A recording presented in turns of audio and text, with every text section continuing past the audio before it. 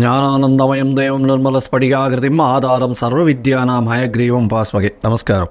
Next gen astro TV நேயர்களுக்கு astro KS ஐயங்காரின் பணிவான நமஸ்காரங்கள். குரோதி வருஷத்தின் பலன்களை பார்க்கலாம்.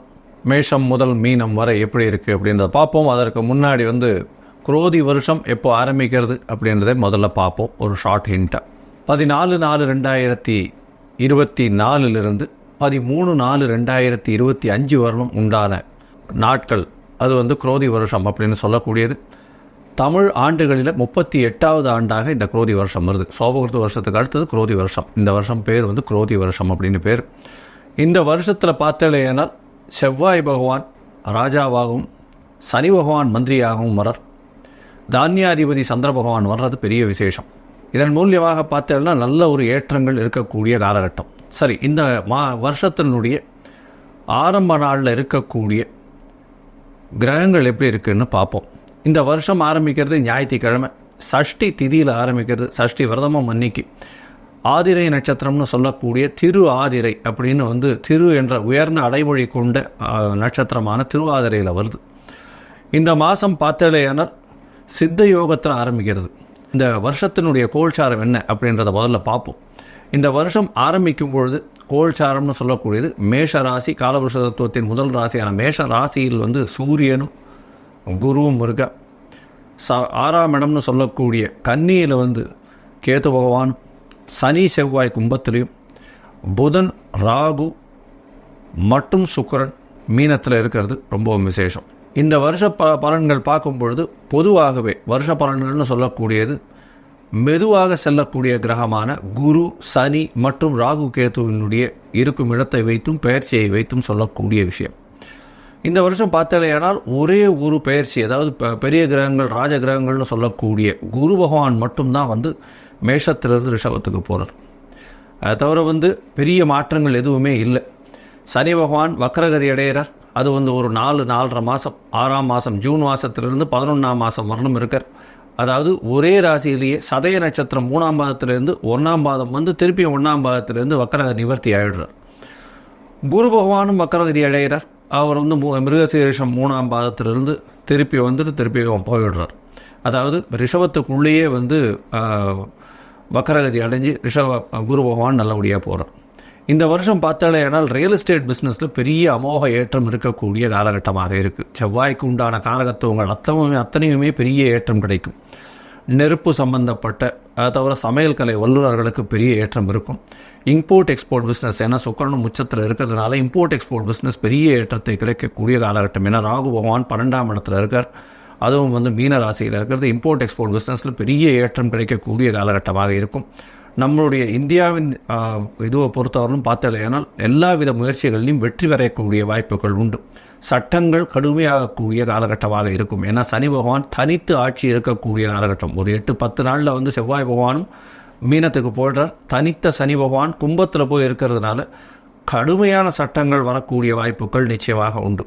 இது தொழிலாளர்களை அதிகமாக அச்சுறுத்தக்கூடியதாக இருக்கும். ஆனால் அந்த தொழிலாளர்களுக்கு நல்ல ஒரு ஏற்றத்தை கொடுக்கக்கூடிய காலகட்டமாக இந்த வருஷம் அமைய போகிறது. நெருப்பின் மூலியமாக சிறு சிறு பிரச்சனைகள் வரக்கூடிய வாய்ப்புகள் உண்டு. பெட்ரோல் கேஸு இந்த மாதிரியான விஷயங்கள் மூலியமாக அபாயகரமான சில விஷயங்கள் பிரச்சனைகள் வரக்கூடிய வாய்ப்புகள் நிச்சயமாக உண்டு. இந்த வருஷம் பார்த்தாலேயானால் அதாவது தானியம்னு சொல்லக்கூடிய இதுக்கு இந்த ப்ராடியூசர்ஸுக்கு நல்ல ஒரு விளைச்சல் இருக்கக்கூடிய காலகட்டம். நல்ல விளைச்சல் நல்லபடியாக இருக்கும். விலைவாசிகளும் நல்ல கட்டுக்குள் அடங்கக்கூடிய காலகட்டமாக இருக்கும். தண்ணீர் பிரச்சனை கொஞ்சம் அதிகமாக இருக்கக்கூடிய காலகட்டமாக இருக்கும் இந்த வருஷத்தில் பார்த்தோம்னா மழை ஒரு ஷார்ட் டைமில் பொழிஞ்சு நிறைய வேஸ்ட் ஆகக்கூடிய வாய்ப்புகள் அதிகமாக இருக்கக்கூடிய காலகட்டமாக இருக்குது. இந்த வருஷத்தில் பார்த்தோம்னா இந்த குரு பகவான் 3ஆம் இடத்துல, அதாவது ராசிக்கு 2ஆம் இடத்துல இருக்கிறதுனால, அதாவது ரிஷபத்தில் போய் இருக்கிறது அந்த அளவு விசேஷம் கிடையாது. அதனால் தங்கத்தின் விலை சற்று இறங்கக்கூடிய வாய்ப்புகள் உண்டு. ஷேர் மார்க்கெட் ப்ரைஸஸும் டவுன் ஆகக்கூடிய வாய்ப்புகள் நிச்சயமாக இருக்கும். இந்த வருஷத்தில் ஷேர் மார்க்கெட் இந்த 72,000 அந்த ரேஞ்சிலேயே மூவ் ஆகிட்டே இருக்கும். ஷேர் மார்க்கெட்ஸில் சில பிரச்சனைகள், சில தேவையற்ற விஷயங்கள், தவறுகள் நடக்கக்கூடிய வாய்ப்புகள் மிகவும் அதிகமாக இருக்கும். பொதுவாக இந்த வருஷம் பார்த்தேன்னா இந்தியாவுக்கு நல்ல ஒரு ஏற்றத்தை கொடுக்கக்கூடிய வருஷமாக இருக்கக்கூடும். இந்த நெருப்பு விஷயத்தில் பிரச்சனைகள் இருக்கும். அதை தவிர ரியல் எஸ்டேட்டில் நல்ல ஒரு ஏற்றம் இருக்கும். ரியல் எஸ்டேட்டை தவிர செங்கல், மண், ஜல்லி இதெல்லாம் விளையேறக்கூடிய காலகட்டமாக இருக்கும். தானியங்கள் அதிகமாக விளையக்கூடிய காலகட்டமாக இருக்கும். சிறிதளவு தண்ணீருக்கு பற்றாக்குறை இருக்கக்கூடிய காலகட்டமாக இருக்கும். இந்த வருஷத்தில் மேஷம் முதல் மீனம் வரை எப்படி இருக்குது அப்படின்றத பார்ப்போம், ஒரு ராசியாக. அதற்கு முன்னாடி என்னுடைய மொபைல் நம்பர் கீழே ஸ்க்ராலிங்கில் போயின்னு இருக்கும். உங்களுக்கு தேவைப்பட்டது ஏன்னால் எனக்கு ஒரு ஃபோன் பண்ணுங்க அஸ்ட்ராலஜிக்கல் கன்சல்ட்டுக்கு. என்னுடைய உங்களுடைய date, time, place of birth இதை நீங்கள் அனுப்பிச்சிங்களே, ஏன்னா உங்களுடைய நேம் as well as உங்களுடைய பேரண்ட்ஸ் நேமோடு அனுப்பிச்சிங்கன்னா என்னுடைய கட்டணம் என்னன்றதை தெரிவிக்கிறேன். உங்களுடைய ஜாதகத்தை போட்டு அதில் ராசி சந்தி, நட்சத்திர சந்தி, பாத சந்தி ஏதாவது இருக்கான்றதை பார்த்து, லக்ன சந்தி இருக்கான்றதையும் பார்த்து, உங்களுடைய ராசி என்ன அப்படின்றத பார்த்து, லக்னம் என்னன்றதையும் பார்த்து, உங்களுடைய தசாபுக்தி அந்தரம் சூக்ஷ்மம் எப்படி இருக்குன்றதை பார்த்து, அதற்கு பிறகு இன்றைய கோல்சார பிரகாரம் நல்ல ஏற்றத்தில் இருக்கிறதா, என்ன எளிய பரிகாரம் செய்ய முடியும் அப்படின்றதையும் சொல்கிறேன். இப்பொழுது மேஷம் முதல் மீனம் வரை 14/4/2024 13/4/2025 வரலும் உண்டான குரோதி வருஷத்தின் பலன்களை ஒன்றொன்னா பார்க்கலாம். மீனம், பூரட்டாதி, உத்திரட்டாதி, ரேவதி இந்த 3 நட்சத்திரம் 9 பாதங்களை கொண்ட ராசி. ராசியின் அதிபதி அப்படின்னு சொல்லக்கூடிய ஒரு குரு பகவான் ராசிக்கு 2ஆம் இடத்துல இந்த வருஷத்தை ஆரம்பிக்கிறது விசேஷம். பணவரவிற்கு தட்டுப்பாடு இருக்காது. குரோதி வருஷத்தில் பார்த்து அடையிறனா உங்களுடைய ராசிநாதன் 3ஆம் இடத்துக்கு போகிறதும் பெரிய விசேஷம். முயற்சி ஸ்தானத்தில் போய் ராசிநாதன் போய் உட்கார்றார். இருந்தாலும் குரு பகவான் 3ஆம் இடத்துல போய் உட்காந்து மறையிறது அந்த அளவுக்கு விசேஷம் கிடையாது. உங்களுடைய ராசிக்கு சவசப்தவத்தை பார்க்கறதுனால திருமண பாக்கியம் ஏற்படக்கூடிய காலகட்டமாக இந்த வருஷம் அமையிறது. இதை தவிர உங்களுக்கு பார்த்தோன்னா வெளிநாடு போகக்கூடிய யோகம் வரும். படிக்கக்கூடிய மாணவர்கள் அப்படின்னு பார்த்தோன்னா வெளிநாடு போகக்கூடிய பாக்கியம் நிச்சயமாக வரும். தொழிலில் அபரிமிதமான ஏற்றம், மூத்த சகோதரர்கள் மூலியமாக ஆதாயம் இருக்கக்கூடிய காலகட்டம். பொதுவாகவே இந்த வருஷ கிரகம் அப்படின்னு சொல்லக்கூடிய குரு, ராகு, கேது மற்றும் சனி இந்த 3 கிரகங்களை வச்சு தான் நம்ம வருஷத்தினுடைய பலன்களை சொல்லுவோம். இந்த குரோதி வருஷம் 14/4/2024 13/4/2025 வரலும் உண்டான நாட்களில் இந்த 3 கிரகங்களில் பார்த்தேனால் குரு பகவான் மட்டுமே பயிற்சியாளர். அவர் மேஷத்திலிருந்து ரிஷபத்துக்கு 1/5/2024 போகிறது பெரிய விசேஷம். 3ஆம் இடத்துல போகிறதுனால உங்களுடைய அந்த குரு பகவான் இருந்த இடத்துலேருந்து பார்வைகள் ரொம்ப அதிகமாகவும் நல்லபடியாகவும் இருக்கக்கூடிய காலகட்டம். அதனால் குரு பார்க்க கூடி நன்மைன்னு சொல்லக்கூடியது ஜோதிட சாஸ்திரம். இதன் மூலியமாக உங்களுடைய ராசிக்கு சப்தமத்தை பார்க்கறது பெரிய விசேஷம். கேது பகவான் தனித்து இருந்ததுனால இவ்வளோ நாள் பார்ட்னர்ஷிப் பிஸ்னஸ்லாம் பிரச்சனைகள் இருந்திருக்கும். இப்போ அதெல்லாம் தாண்டி பார்ட்னர்ஷிப் பிஸ்னஸில் ஒரு சுமூகமான உறவு வரக்கூடிய வாய்ப்பு, கணவன் மனைவி இடையே ஒரு அந்யோன்யம் இருக்கக்கூடிய காலகட்டம், எதிர்பாலினத்தவர் மூலியமாக நல்ல ஒரு ஏற்றம் இருக்கக்கூடிய காலகட்டம், அதை தவிர நண்பர்கள் மூலியமாக ஆதாயம் கிடைக்கக்கூடிய காலகட்டமாக இந்த வருஷம் மொத்தமே இருக்க போகிறது. இந்த வருஷத்தில் பார்த்தோம்னா உங்களுடைய ராசியிலேயே ராகு பகவான் இருக்கிறதுனால அபரிமிதமான திங்கிங் இருக்கக்கூடிய காலகட்டம், அபாரமான திங்கிங் இருக்கக்கூடிய காலகட்டம். அதாவது யாருமே நினைக்க முடியாத அளவுக்கு ஒரு பெரிய விஷயத்தை நினச்சி அதை சாதிக்கிறதுக்கு நிச்சயமாக புறப்படுவீங்க.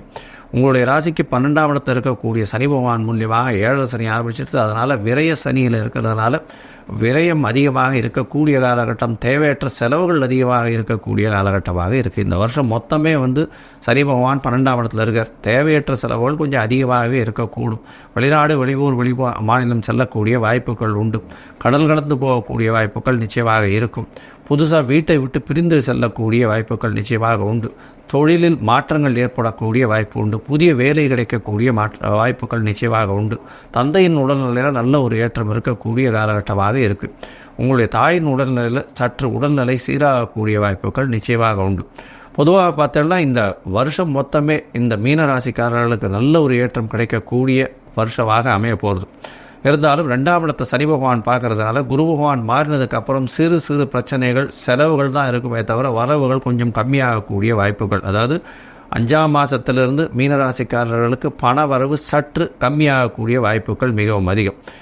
உங்களுடைய ராசிக்கு பார்த்தாலேயானால் 11ஆம் அதிபதி அப்படின்னு சொல்லக்கூடிய ஒரு 12ஆம் இடத்தில் இருக்கிறதுனால எந்த வகையான தொழிலில் லாபம் வந்தாலும் செலவுகள் கொஞ்சம் அதிகமாகவே இருக்கக்கூடிய காலகட்டமாக இருக்கும். படிக்கக்கூடிய மாணவர்களுக்கு நல்ல ஒரு ஏற்றம் இருக்கும். ஆனால் செலவுகள் கொஞ்சம் அதிகமாகக்கூடிய காலகட்டம். போட்டித் தேர்வில் அந்த அளவு போட்டித் தேர்வில் வெற்றியில் சுமாராக தான் இருக்கும். ஏன்னா பெரிய வெற்றி இருக்கக்கூடிய வாய்ப்புகள் கம்மி. இந்த வருஷம் பார்த்தாலேனா ஜேஇ நீட்டு இந்த மாதிரியான எக்ஸாம் எழுதுகிறவாளுக்கெல்லாம் வந்து போட்டித் தேர்வில் ஓரளவு ரேங்கிங் தான் எடுக்க முடியுமே தவிர இப்போ நல்ல ஒரு ஸ்ட்ராங் பொசிஷன் எடுக்கிறதுன்றது ரொம்ப கஷ்டம். இந்த வருஷத்தில் பொதுவாகவே பார்த்தோம்னா இந்த எக்ஸ்போர்ட் இம்போர்ட் பிஸ்னஸில் இருக்கிறவாளுக்கு பெரிய ஏற்றம் கிடைக்கும். அதை தவிர கடல் வாணிபத்தில் வந்து இந்த கடல் உயிரினங்களை வச்சு வாணிபம் செய்கிறவாளுக்கு பெரிய ஏற்றம் கிடைக்கும். தங்கம் வந்து விற்பனை செய்பவர்களுக்கு பெரிய ஏற்றம். தங்கம் வந்து இந்த ஆபரண தங்கமாக மாற்றி அந்த நகாசு வேலைகள்லாம் செய்யக்கூடிய பொற்கொள்ளர்களுக்கு பெரிய ஏற்றம் கிடைக்கக்கூடிய காலகட்டம். அதை தவிர வந்து எஜுகேஷ்னல் ஆப் விற்கிறவாளுக்கு பெரிய ஏற்றம் கிடைக்கக்கூடிய வருஷமாக இந்த வருஷம் அமைய போகிறது. அதை தவிர வந்து படிக்க வைக்கக்கூடிய ப்ரொஃபஸர்ஸு டீச்சர்ஸு இவாளுக்கெல்லாம் வந்து ஒரு பெரிய இன்க்ரிமெண்ட் கிடைக்கக்கூடிய வாய்ப்பு நிச்சயமாக கிடைக்கும். டீச்சர்ஸுக்கு டிமாண்ட் லெவல் கொஞ்சம் அதிகமாகவே போகக்கூடிய வாய்ப்புகள் இந்த வருஷம் அமைய போகிறது. இந்த வருஷத்தில் பார்த்தாலேயானால் இந்த குரு பகவான் பயிற்சியை தவிர வேறு எந்த பயிற்சியும் இல்லாததால் பெரிய ஏற்றம் கிடைக்கக்கூடிய வருஷமாக இந்த மீனராசிக்காரர்களுக்கு அமைய போகிறது.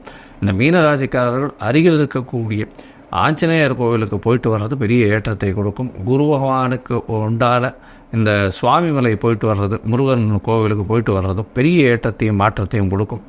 உங்களால் முடிஞ்ச ஒரு மஞ்சள் கலர் துணி வஸ்திரம் வாங்கி தானம் பண்ணுறதும், மூக்குக்கடலை சுண்டல் பண்ணி வியாழக்கிழமை இப்போ அருகில் இருக்க கோவிலில் கொடுத்து விநியோகம் பண்ண சொல்கிறதும், அதாவது பெருமாளுக்கு வச்சுட்டு.